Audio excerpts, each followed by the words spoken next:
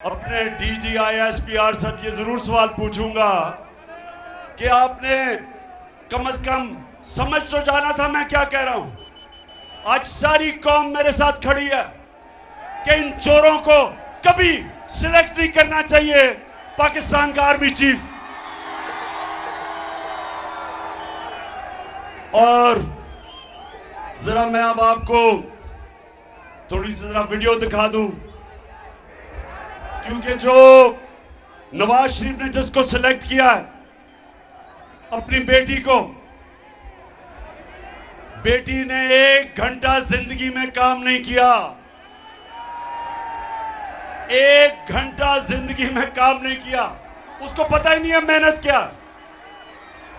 बेटी की जो सबसे बड़ी, नवाज शरीफ की बेटी की जो सबसे बड़ी क्वालिटी है, उसकी जो सिफ्त है वो ये है कि झूठ बोलने में उसने PhD ली हुई है। ये जरा आप सुने, मरियम से किसी ने पूछा कि जनाब आपके अरबों रुपए के बाहर महलात हैं, मरियम से पूछा कि आपके अरबों रुपए के बाहर महलात हैं, ये आज से 10 साल पहले। तो मरियम बीबी क्या कहती हैं जरा सुने।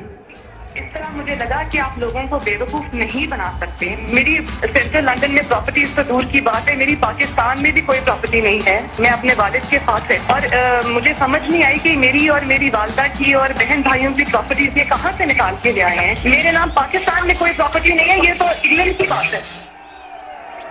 बेचारी के पास पाकिस्तान में प्रॉपर्टी नहीं है।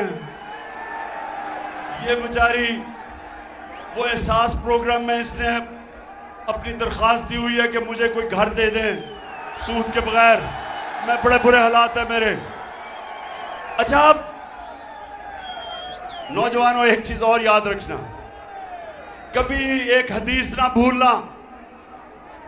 मेरे नबी सल्लल्लाहु अलैहि वसल्लम ने एक दफा कहा कि शैतान इंसान के गुनों को नशर करता है, अल्लाह अल हक है, उसका वादा है कि सच सामने आना है, सच का खुदा है। मेरी लंदन तो छोड़े, पाकिस्तान में प्रॉपर्टी नहीं है, मैंने तो रहने के लिए कोई जगह नहीं है। उसको नहीं पता था कि अल हक ने 4 साल के बाद एक इंटरनेशनल इंकशाफ कर देना है। पैनामा पेपर्स, एक दुनिया में इंकशाफ हो गया कि जिन्होंने अपनी प्रॉपर्टीज छुपाई हुई थी वो सारा सामने आ गया। तो जब वो सामने आया तो चकवाल ये गौर से सुने, मरियम के भाई क्या कहते हैं। बात को तस्लीम करता हूँ कि अल्हम्दुलिल्लाह पाक लेन के ऊपर जो अपार्टमेंट्स हैं वो अल्हम्दुलिल्लाह हमारे हैं। मैं इस बात को तस्लीम करता हूँ कि उनको ऑफशोर कंपनीज नेस्कॉल लिमिटेड और नीलसन लिमिटेड जो है उनको ओन करती हैं, और मैं आपको ये भी अर्ज करता हूँ उनको होल्ड कर रही है इस वक्त मरियम नवाज शरीफ, मेरी हमशीरा जो है। ना तो सिर्फ वो हमारे हैं, बल्कि वो जो कह रही थी 4 साल पहले कि मेरी तो लंदन छोड़ो पाकिस्तान में भी कोई प्रॉपर्टी नहीं, वो उसकी थी प्रॉपर्टी। अरबों रुपए के लंदन के 4 महलात मरियम के नाम पे थे। अब मैं मरियम को एक चीज आपको मुझे मानना पड़ेगा, मैंने कभी किसी को इतने सीधे मुंह से झूठ बोलते नहीं देखा। अब ये जरा देखें कि मरियम से किसी ने पूछा, जब पूछा कि ये तो आपकी प्रॉपर्टीज हैं, पैसा किधर से आया, तो मरियम आप क्या कहती है, जरा ये देखें।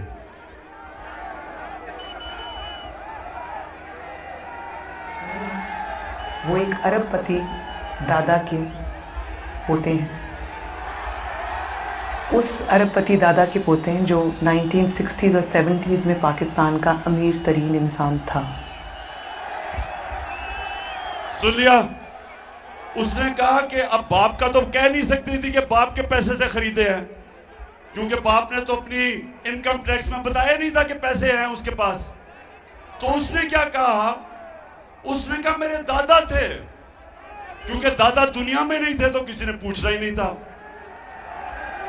तो बड़े सीधे, आपने वैसे शक्ल देखी, ऐसे सीधे मुंह से उसने कहा कि मेरा दादा अरबोपति था। अच्छा, अब जरा ये देखें, अब मरियम का दादा शहबाज शरीफ का वालिद था, मरियम का दादा शहबाज शरीफ का भी वालिद था।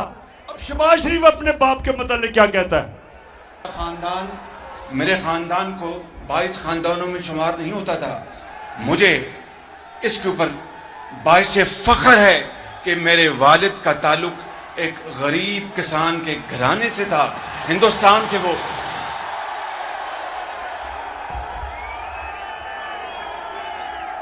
तो मेरी बहनें आप देख रही हैं, बहनें देख रही हैं कि एक इतना बड़ा झूठ बोलो लेकिन एक लाइन भी टस से मस ना हो। ऐसे सीधे मुंह से झूठ मैंने कभी किसी को बोलते नहीं देखा। ट्रिपल PhD है वैसे झूठ बोलने की वो। अच्छा, अब मैं इकबाल, पहले तो मैं आपके जज्बे और जुनून को खास तौर पे आज खराज तहसीन पेश करता हूं। माशाल्लाह आपका शऊर, एक एक चीज आप समझ गए। मैंने आपको ये बताने की कोशिश की कि देखिए जो मुल्क ऊपर जाते हैं, ये प्लीज ये बात सुन लें। एक वो आपके सामने पाकिस्तानी खड़ा है, सारी दुनिया देखी है जिसने। मैं आपको आज बताऊं कि वो मुल्क जो तरक्की करते हैं, वो मुल्क मेरे नबी सल्लल्लाहु अलैहि वसल्लम ने जो मदीना के अंदर असूल बनाए थे, उन उसूलों पे वो खड़े होते हैं। उन मुल्कों के अंदर कानून की बालादस्ती है, उन मुल्कों में अदल और इंसाफ है, और उनके जो शहरी हैं वो अमर बिल मारूफ पे चलते हैं, हक के साथ खड़े होते हैं, अच्छाई के साथ खड़े होते हैं और बुराई के खिलाफ जिहाद करते हैं। बरतानिया का प्राइम मिनिस्टर, चकवाल ये गौर से सुने, भारी अक्सरियत से उसने जीता इलेक्शन। बोरिस जॉनसन, चकवाल के लोगों, बोरिस जॉनसन लंदन में जब इंग्लैंड में इलेक्शन जीता भारी अक्सरियत से, उससे एक गलती हो गई।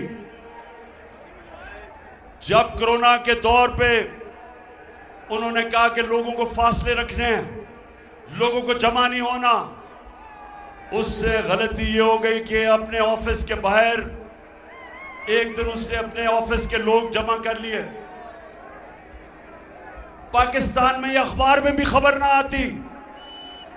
लोगों ने सवाल पूछा कि आप लोगों को कह रहे हैं कि फासले रखो, सोशल डिस्टेंसिंग करो, लेकिन आपने अपने ऑफिस के लोगों से क्यों इकट्ठा करके मुलाकात की जब लोगों को आप कह रहे हैं कि फासले रखो?